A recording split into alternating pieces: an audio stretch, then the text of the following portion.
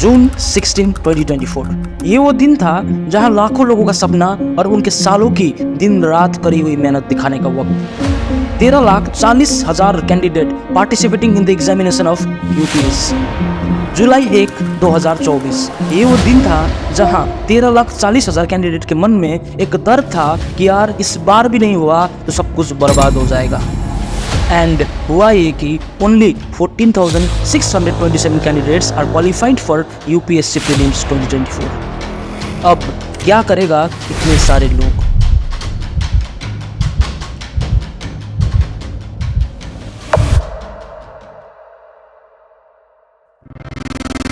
पापा ऑफिस जाना बंद हो गया, सोसाइटी चिढ़ाना शुरू कर दिया कि फिर शर्मा जी का बेटा फेल हो गया।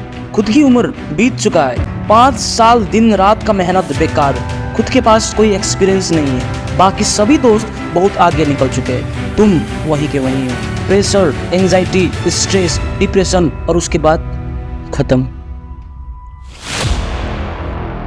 2 लाख से ज़्यादा स्टूडेंट्स एनुअली मूव होते हैं कॉम्पिटिटिव एग्जाम्स के प्रिपेयर करने के लिए कोटा। ये नाम तो आपने सुना ही होगा।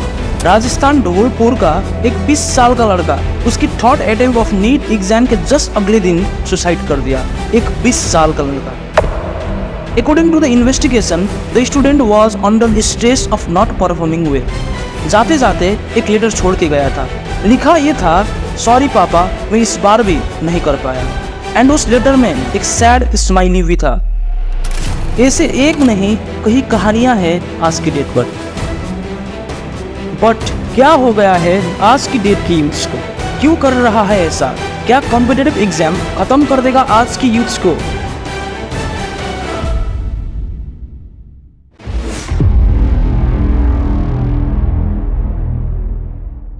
एक छोटा सा गांव से बड़ी उम्मीद लेकर गरीब घर का बच्चा आकर 1-2 साल लगाकर इतनी प्रिपरेशन करता है और जब एग्जाम क्लियर नहीं कर पाता है तो अब उसके पास कोई ऑप्शन नहीं रहता है।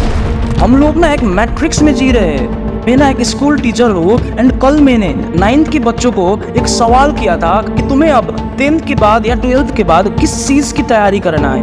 तो वहाँ बैठे 95% बच्चों ने एक ही चीज़ कहा कि सर मुझे सिविल सर्विसेज या कॉम्पिटिटिव एग्जाम के लिए तैयार करना है। ओनली 5% बच्चे का अलग ओपिनियन था वहाँ पर। एंड मैंने पूछा कि क्यों करना है तुम्हें सिविल एग्जाम्स एंड कॉम्पिटिटिव की तैयारी? तो उन बच्चों ने कहा कि सर पापा कहते हैं करने के लिए, भैया कहते हैं करने के लिए, मेरी बड़ी दीदी भी इसी चीज़ की तैयारी कर रहा है एंड मुझे भी करना है।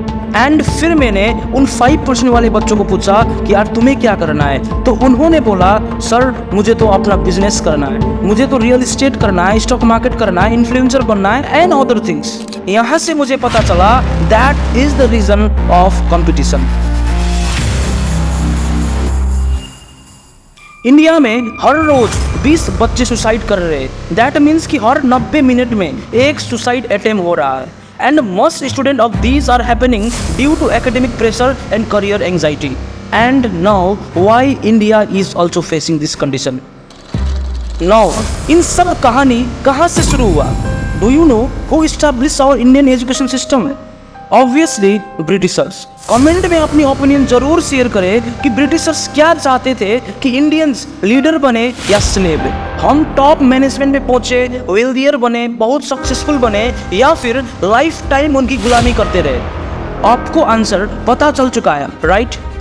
हम सब ने बहुत बार सुना है कि इंडिया में भेड़ चाल बहुत ज़्यादा है, जिसे हम हॉर्ड मेंटेलिटी भी कहते हैं। But shocking thing is that हम में ये होती नहीं है, बल्कि ये भेड़ चाल सिखाई जाती है। बचपन से ही हमें ये भेड़ चाल प्रैक्टिस करवाई जाती है। ध्यान से समझने की कोशिश करना। हमारी स्कूल की फॉर्मेट एक प्रैक्टिस जैसा ही होता है। बेल बजने पर एंट्री, बेल बजने पर लंच, बेल बजने पर छुट्टी। बचपन से ही स्टूडेंट को ट्रेन किया जा रहा है to follow the pattern to stay in control.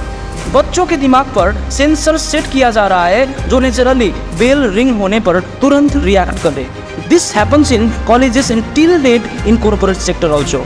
क्योंकि जब ईस्ट इंडिया कंपनी को फैक्ट्री वर्कर्स और क्लर्क की जरूरत थी तो उसके लिए they made sure that Indians were train for slavery at the grass root level. और आपने ये तो सुना ही होगा कि अगर समाज में कोई बदलाव चाहिए तो किताबों में पढ़ने वाली बातें और स्कूल में सिखाने का तरीका दोनों बदलना होगा।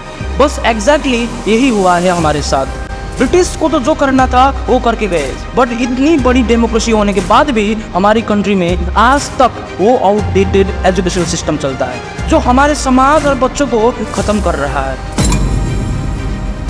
हमारी समाज एंड हमारी एजुकेशनल सिस्टम में ना दो मेजर प्रॉब्लम्स था और आज भी है। एक कंपटीशन, भेड़ बकरियों की तरह ना जो दूसरा आदमी कर रहा है वो ही करना। आज की डेट पर हमारी कंट्री की यूथ अपने पैशन को भूल रहा है, उससे कुछ फर्क नहीं पड़ रहा है अपने पैशन के बारे में, क्योंकि बचपन से हम लोग एक मैट्रिक्स में है जो आज तक ना हमारा माँ बाप समझ पाए ना हम लोग।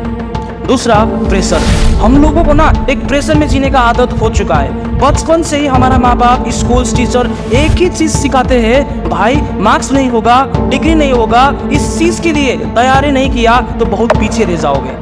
शर्मा जी का बेटा नीट की तैयारी कर रहा है, यादव जी का बेटा आईपीएस की तैयारी कर रहा है, तुम भी करो, तुमको भी आईपीएस बनना है। किसी की माँ बाप ने ये नहीं पूछा कि तुम्हें क्या करना है, What you want to become, what you want to do in your life। तुम्हें जो करना है, तुम्हें जो बनना है वो करो, वो बनो। शायद हो सकता है ओनली 1% पेरेंट्स ये बता रहे होंगे अपने बच्चों को कि यार जिंदगी में तुम्हें जो बनना है बनो, don't be that horse running in the race of donkey. And this are the major things जो हमारे देश की यूथ पीछे हो रहे हैं। Understand and escape from the matrix.